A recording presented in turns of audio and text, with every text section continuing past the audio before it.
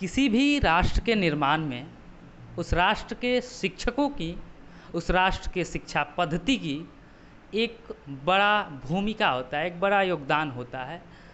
आज हमारे साथ जब हम चुनाव यात्रा पर निकले हैं, यूपी चुनाव को कवर कर रहे हैं, यूपी के हर जनपद में जा रहे हैं, वहाँ के स्थानीय जनप्रतिनिधियों से और तमाम संगठनों के लोगों से मुलाकात कर रहे हैं, लोगों से भी बातचीत कर रहे हैं।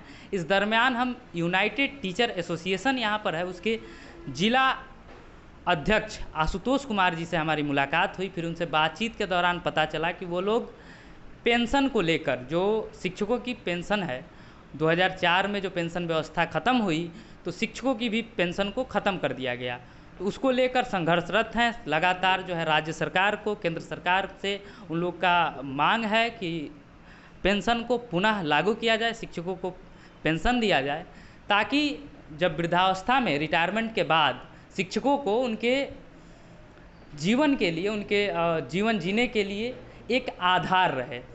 तो सबसे पहले सर आपका स्वागत है हमारे चैनल पे, और मैं आपके माध्यम से और ये जानना चाहूँगा कि आपके द्वारा कि ये जो पूरा मामला है पेंशन का, ये क्या है और आप लोगों ने इसमें कहाँ तक क्या क्या जो है कि आपने किसको किसको बातें हुई हैं, क्या मांग है आपके, तो इस पर जो है एक संक्षिप्त जो है आप प्रकाश डाल दें, तो फिर हम लोग आगे की बातचीत जो है बढ़ाएंगे। 1 अप्रैल 4 के पूर्व जो है सरकारी कर्मचारियों को उनका जो, जब वो सेवानिवृत्त होते थे तो उनका जो वेतन होता था उसका 50% पेंशन के रूप में दिया जाता था।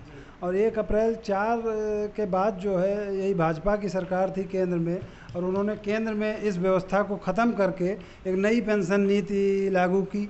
और उसी क्रम में तमाम प्रदेश सरकारों ने अपने जो एम्प्लाई के वो पुरानी पेंशन को चेंज करके नए पेंशन में परिवर्तित किया, जिसमें उत्तर प्रदेश में भी 1 अप्रैल 5 से व्यवस्था लागू हुई। तो उसमें जो है एक शेयर बेस्ड जो है नई पेंशन योजना बनाई गई, और जिसको जो कहीं से भी सुरक्षित नहीं है, उसमें हमको 50% तो क्या पेंशन हमको मिलेगी, 10% भी मिलेगी, 20% भी मिलेंगी, इसकी कोई गारंटी सरकार नहीं ले रही है। अगर शेयर उस समय की स्थिति में बहुत डाउन होता है तो हो सकता है हम लोगों का जो मूल पैसा जो हम जीवन भर जमा करेंगे वो भी कहीं ना कहीं जो है जीरो की स्थिति में जा सकता है।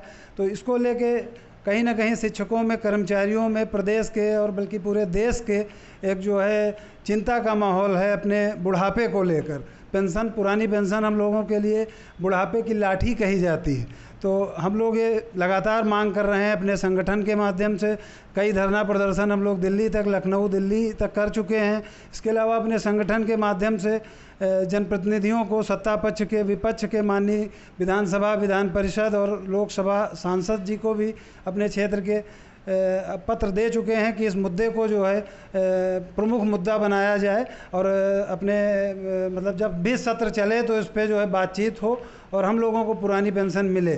एक मेरे मन में एक अभी सवाल आया, आप जब बता रहे थे तो, कि जो प्रोविडेंट फंड मिलता है रिटायरमेंट के ठीक बाद, तो पेंशन के साथ साथ ये जो शेयर की बात आप कर रहे थे, तो उसमें वो भी शामिल है या वो अलग है? वो भी समाप्त हो गया है, क्योंकि वो जो फंड मिलता था वो भी हमारे वेतन से कट के उस पर सरकार जो है कुछ इंटरेस्ट देती थी और वही मिलता था। अब नई पेंशन योजना में क्या हुआ कि 10% जो है कर्मचारी का पैसा काटा जा रहा है, 10% सरकार दे रही है, और दोनों मिला के शेयर मार्केट में लग रहा है। और उसका जब हम रिटायर होंगे तो उसमें 40 और 60 का रेशियो में जो है एक हिस्से से पेंशन बनेगी और वो एक फंड के रूप में मिलेगा। तो अगर स्थिति शेयर की उस समय गड़बड़ हुई तो न 40 बचेगा न 60 बचेगा, और कर्मचारी सड़क पे आ जाएगा।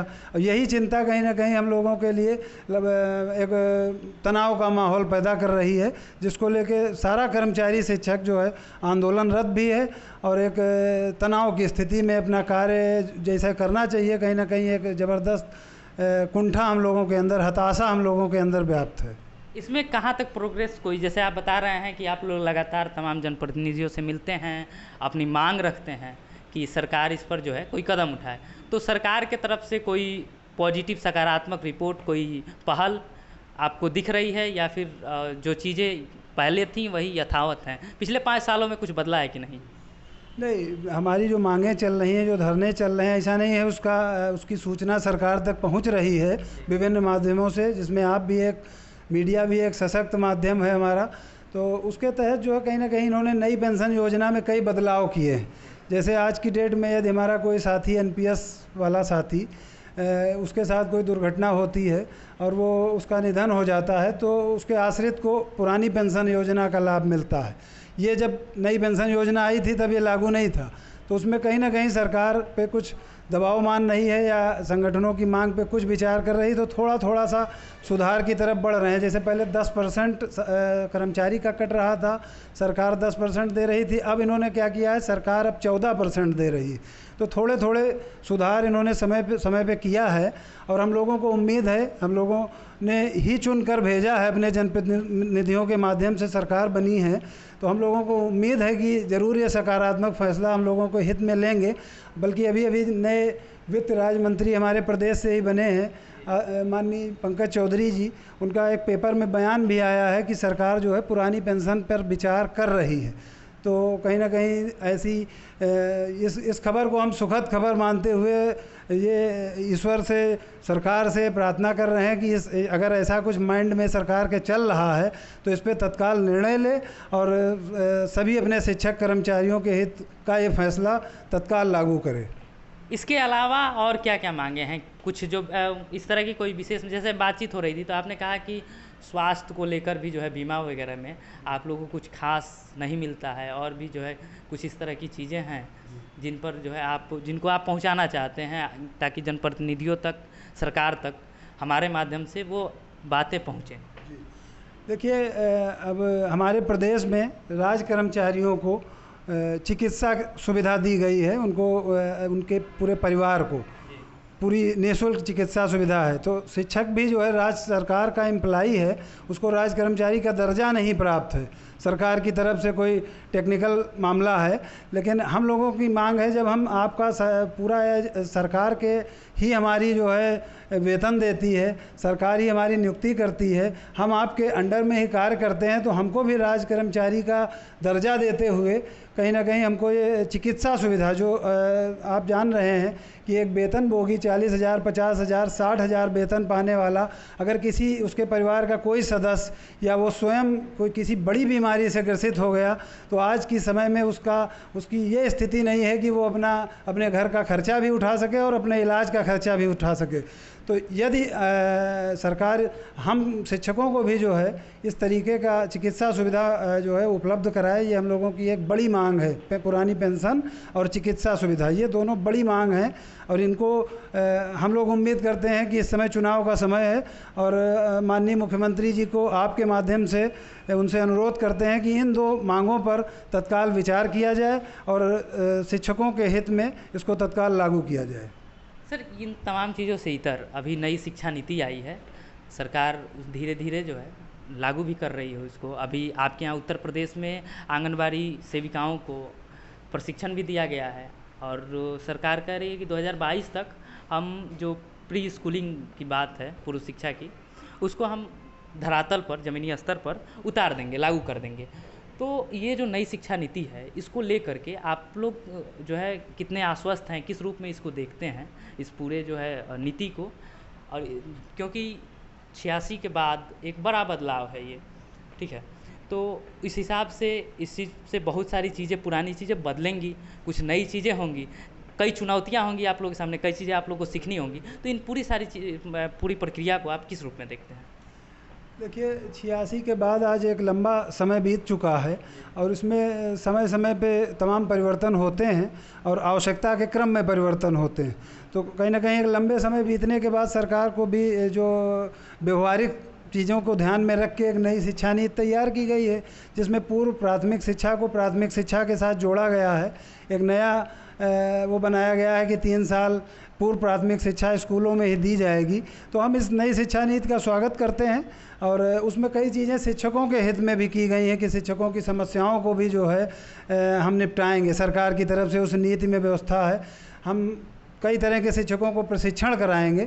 तो अगर कुछ चेंज हुआ है, प्रशिक्षण हम लोगों को मिलेगा, निश्चित रूप से हम लोग सरकार की मंशा के अनुरूप जो है ट्रेनिंग करके अपना कार्य। बच्चों के लिए ये कितना लाभदायक होगा, क्योंकि इसमें जो है प्रायोग आधारित जो शिक्षा की बात कर रही है सरकार, तो बच्चों के लिए कितना लाभदायक होगा ये? देखिए, सैद्धांतिक शिक्षा से जो व्यवहारिक शिक्षा है, जिसको आप प्रयोगात्मक शिक्षा कह रहे हैं, वो निश्चित रूप से बहुत ही ज़बरदस्त प्रभावी होगी। अगर इसको हम लोग जो है शिक्षक समाज और शासन प्रशासन, बिना शासन प्रशासन और विभाग की मंशा के शिक्षक जो है, अब शिक्षक उस तरीके का शिक्षक पुराने समय का नहीं रह गया। अब तमाम बाध्यताएं हैं, अब शिक्षकों को साबित करना पड़ता है कि हमने कार्य किया। अब शिक्षक डायरी जो है शिक्षक को भरनी पड़ती है, क्या कार्य करना है। एक एक चीज़ को जो है प्रशासन ने निर्धारित कर रखा है। ऐसा नहीं है कि शिक्षक स्वतंत्र है और वो अपने हिसाब से शिक्षण का कार्य करेगा। तो अगर जो है विभाग जो है जैसा चाहेगा, शिक्षक जो है पूरी तरीके से बच्चों को प्रयोग के आधार पे जो भी तरीका नई शिक्षा नीति में दिया गया है, उसको हम लोग पूरी तरीके से इम्प्लीमेंट करेंगे और पूरा जो है व्यवहार में लाएंगे और बच्चे आगे बढ़ें। ये हर शिक्षक जो है चाहता है, उसकी दिल की इच्छा होती है, इसमें कहीं कोई संदेह नहीं रहेगा।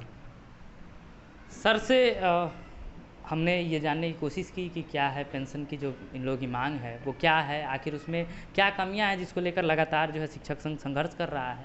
उम्मीद है कि सरकार शिक्षकों को आंदोलन से इतर स्कूलों में रखेगी, ताकि शिक्षा व्यवस्था जो है वो दुरुस्त रहे, बच्चों की शिक्षा नियमित चलती रहे। क्योंकि अगर शिक्षक सड़क पर होगा तो देश की शिक्षा व्यवस्था चौपट होते जाएगी, शिक्षा सड़क पर आ जाएगी और देश का विकास, देश की उन्नति जिस द्रुत गति से आगे बढ़नी चाहिए वो नहीं बढ़ेगी। तो हम उम्मीद करते हैं कि सरकार जो है, जो यूनाइटेड टीचर एसोसिएशन है और जो है राज्य की बाकी शिक्षक संगठनें हैं, जो शिक्षकों की जो बेसिक मांग है उसको स्वीकार करें और आप लोगों को हेल्थ के लिए जो आपने बीमा की बात की और जो है पेंशन योजना है, वो सारी चीज़ें पुनः जो है लागू किया जाए। इसके साथ बहुत बहुत धन्यवाद सर आपका भी, क्योंकि आप जो है हम समय दिया अपना, और धन्यवाद आपको भी कि आप लगातार जो है हमारी कवरेज को देख रहे हैं। अगर आप इस वीडियो को फेसबुक पर देख रहे हैं तो हमारे पेज को लाइक कीजिए, अगर यूट्यूब पर देख रहे हैं तो हमारे चैनल को सब्सक्राइब कीजिए। धन्यवाद।